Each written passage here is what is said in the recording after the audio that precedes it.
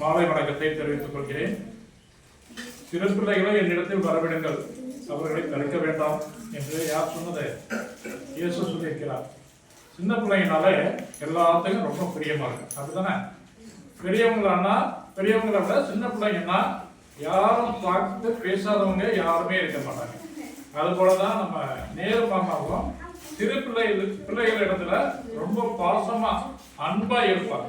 அவருடைய அன்பு சிறு பிள்ளைகள் இடத்துல காட்டிய அன்பை பாராட்டிதான் அவருடைய பிறந்த நாளை குழந்தைகள் தினமா நம்ம பள்ளிகள்ல கொண்டாடி சிறப்பிக்கிறோம்.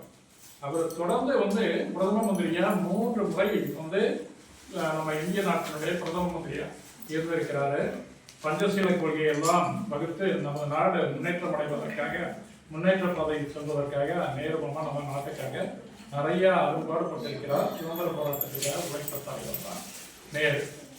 அப்படிப்பட்ட நேரு தலைவரை, நேரு மாமாவை நினைவு கூறுகின்ற வகையில் நமது சிறு பிள்ளைகள் எல்லாம் உற்சாகத்துடனும் ஊக்கத்துடனும் படித்து வாழ்க்கையில முன்னேற வேண்டும்.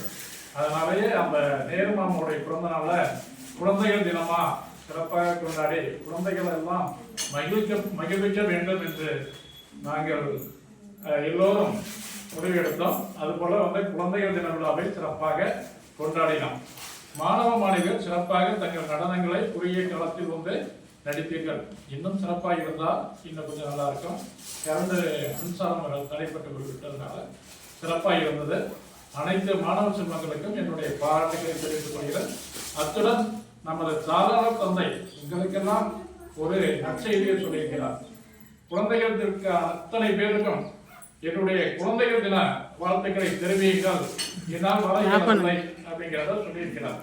அதனால எல்லாரும் பாதாக்க நன்றி சொல்வார். நம்ம குழந்தைகள் தின விழாவுக்கு வாழ்த்து சொல்லி அனுப்பியிருக்கிறார். அதனால உங்கள் எல்லோருக்கும் மீண்டும் ஒரு முறை குழந்தைகள் தின வாழ்த்து சொல்லி விடைபெறுகிறேன். நன்றி, வணக்கம்.